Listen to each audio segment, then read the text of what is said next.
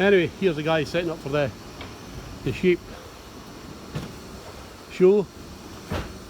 Don't know if I've ever seen it before, to be honest. But here's some of the sheep. It's obviously going to be in the show tomorrow. Oh, it's quite a beast of a man there. Hello, friend. Oh.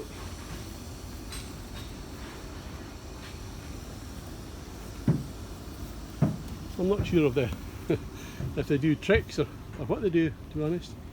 Probably find out tomorrow. Different kinds of sheep in here.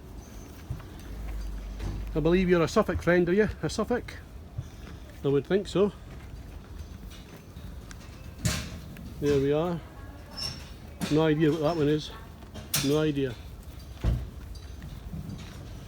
I know that the guy with the big horns has also got big balls there. New Zealand, where I used to farm about 3,500 sheep. It's alright, I'm not going to sell you anything, you can get a bit closer if you like. Okay, it's a free show. I won't bite you. And now, yeah, we used to farm about 3,500 sheep, so that's been a really important part of my life. I've been farming over here for about 30 years now. Some say the sheep is God's gift to mankind because it provides us with three main things. Kids, this is a bit of a two-way show, so perhaps some of you younger ones are about to tell me, what are the three things that we get from the sheep? Now, it's not hard work, foot rot, loss of income, or even someone shouted out the other day, companionship. Yeah, so what do we get from the sheep? We get wool, don't we? Hey, big detail. So we've got wool, make jumpers, carpets, duvets, keeps us warm in the winter, cool in the summer, because wool's an insulation material, don't forget, so it can keep us cool as well. So we've got wool. What else do we get? Now it's alright, you can say it, the sheep aren't listening. This is a non-vegan show. Yeah. Mutton, yeah, mutton or lamb or meat. That's why most of the sheep in this country, for their meat, if we didn't eat them, they wouldn't be here. So we've got meat, we've got wool, and there's one last product. Milk. That's right. You've got to be quick, he's going to beat you. Okay, so we've got milk from the sheep. And do you know there are actually more sheep milked in the world than there are cows? Where most of our milk comes from the cow. In this country, across the world, a lot of sheep are milked as well. Certainly all sheep's a pretty useful animal. Provides us with something to eat, something to drink, something to clothe ourselves with.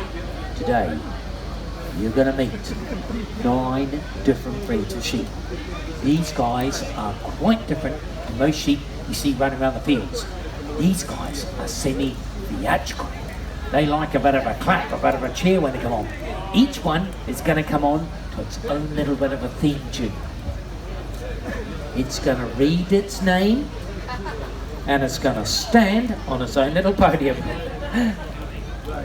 You're not impressed? Okay, and after you met all 9 breeds of sheep, we're going to have a little bit of a strip. I mean a shearing demonstration.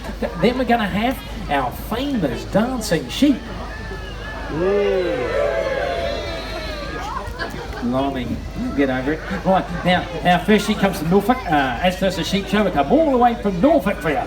Some say that Nelson was the great hero of Norfolk. I don't think Nelson was the great hero of Norfolk. I think that Nobby was a great hero. I say that because this sheep you're going to meet in a minute, this breed has been around for about 500 years. 500 years ago, wool was worth a fortune. It was like the oil is today. Everyone wanted it.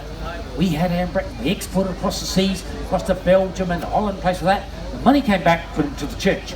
There were over 900 churches in Norfolk, and most of these were built from the money from wool. So I think Nobby is a great hero of Norfolk. So without further ado, let's welcome on stage. Here he is, our star here. The Dumfries show here today. Give it up for our first sheep. This is Nobby, the Norfolk Board. Give it up for Nobby. Look at him reading his name. Nobby. Milton, mate, Milton. Right now, Nobby here. Now we're very lucky that he's here today.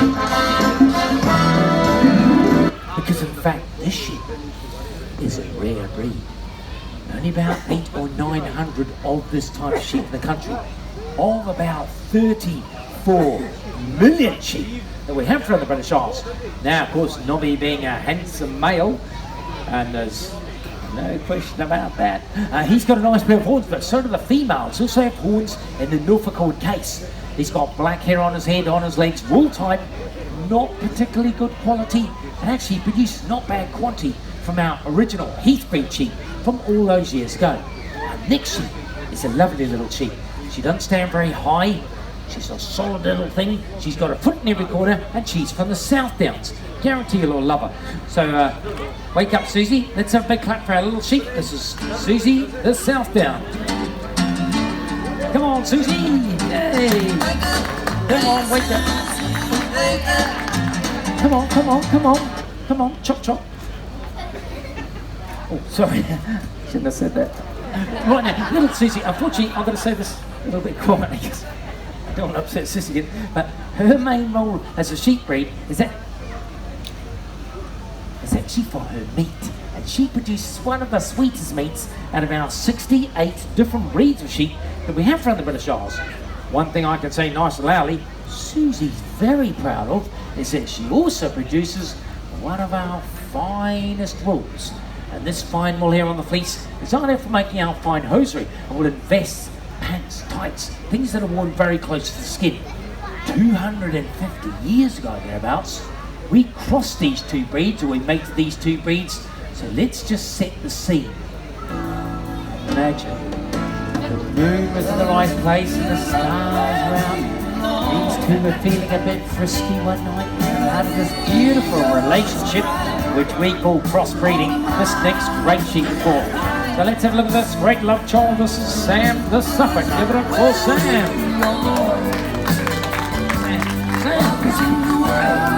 Come on, that's right. Read your name, read your name. Right now, Sam here, he gets his black head from the origin of the Norfolk Horn. Now, nice long sheep. This is only a young sheep, okay? He grows to be nice big long sheep. He produces a big carcass. We get a big lamb chop. Now, he's got the black hair on his head and on his legs, but his main mole is what we call a terminal sire. Now, kids, if you don't know what a terminal sire is, well, basically Sam is a super daddy, okay? He has about 150 wives. He only has to work for 3 weeks a year. It's probably one of the best jobs in the world. And he's certainly got the credentials for it. Right now, these are our down breeds, our lowland sheep. We now come on to our first hill breed, which is our blue-faced Leicester. That's one of 3 types of Leicester sheep we have in the country. Her name's Belinda, and boy, she got a set of legs. So look at this sister. This is Belinda, the blue-faced Leicester. Okay, let's pump it up here this afternoon. Come on, darling. Hey, look, these got a set of legs, girls. Yeah. She's got legs up to her armpits. Right now, the blue-faced Leicester, very prolific breed, which means they produce a lot of lambs. They produce about 3 or 4 lambs a year. That's really good for sheep. Most sheep only produce about 1 or 2. This breed, 3 to 4. They also produce quite a lustrous fleece. Luster in the wool is brightness or shine in the wool. That's really important when it comes to dyeing. We want these colours to really shine out. So that's where our luster comes in. Right now, this breed is crossed or mated with our next sheep breed, which comes from, well, they tell me, God's own country up here. So here he is in his home country. This is Dougal, Scottish Blackface. Come on. Whoa.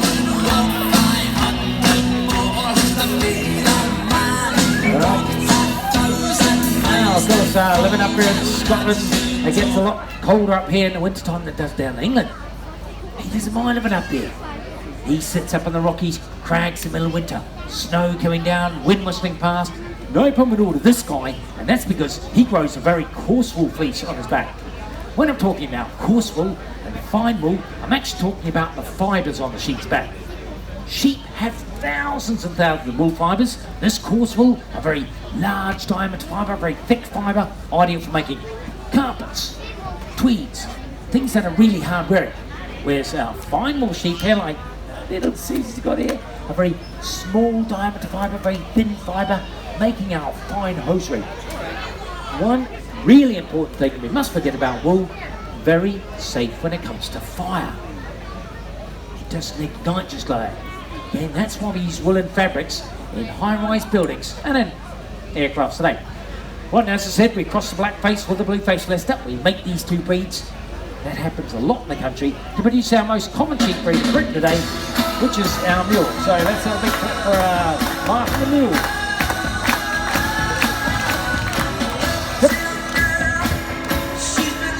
Right now, Lil, she gets the best of both worlds.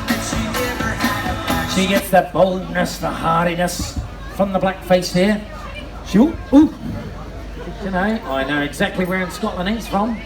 Glasgow, yeah. Kids, a Glasgow kiss is not a romantic thing.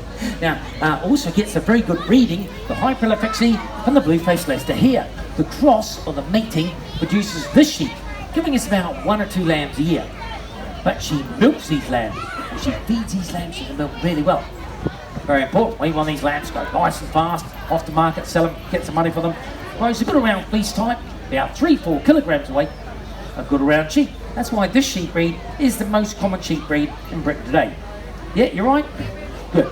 Right, now our next breed, kids, you're going to love our next sheep breed. Here's our Rasta, or our hippie of the sheep world. So we're going to put on a bit of, a bit of Bob Marley for you, a bit of sunshine music for you.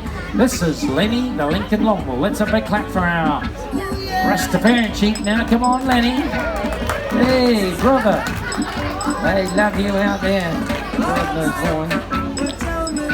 Actually, he sort of reminds me a bit of Bob Marley, don't you think? In fact, they're quite similar, really, because they both like grass. You didn't get that one, did you, kids? Right now, the old Lincoln Longbull, ask your mum and dad. He grows wool right from the tip of his nose, right to the tip of his toes. 16 to 17 pounds, or 7 to 8 kilograms of long, lustrous wool. Kids, how like that for a hairdo? That's a pretty amazing looking hairdo. These fantastic looking dreadlocks, these are actually what we call wool staples. Now there's a wool staple, that's about 8-9 inches long. The record for a Lincoln wool staple, 32 inches. He grows a massive fleece. He's widely travelled as a Lincoln. He's been down to New Zealand, where I'm originally from, South America, that great cheating nation called Australia. Okay, cross with breeds down there to increase wool rates. So it's a very important sheep in our wool producing countries. Fortunately today in Britain, the Lincoln's class is a rare breed. Dougal, mate, we haven't started the dance yet, mate. Don't peek too early.